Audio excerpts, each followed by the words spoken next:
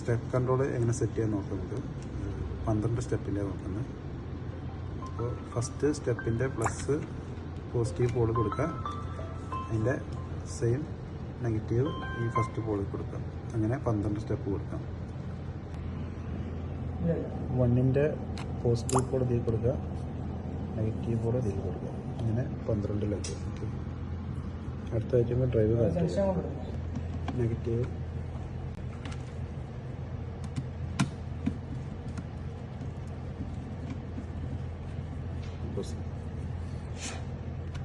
ഇങ്ങോട്ട് drive connect ചെയ്യാം. Able drive എടുത്തിട്ടുള്ളത്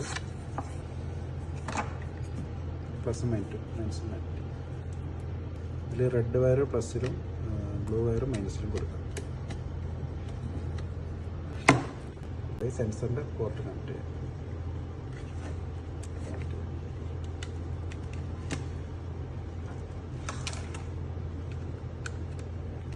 അടുത്തായി സെൻസേഴ്സ് അതിൻ്റെ കേബിൾ കണക്ട് ചെയ്യാം.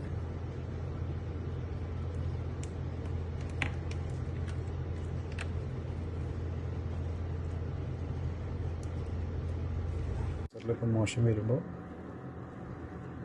ഓരോ സ്റ്റെപ്പായിട്ട് കത്തി.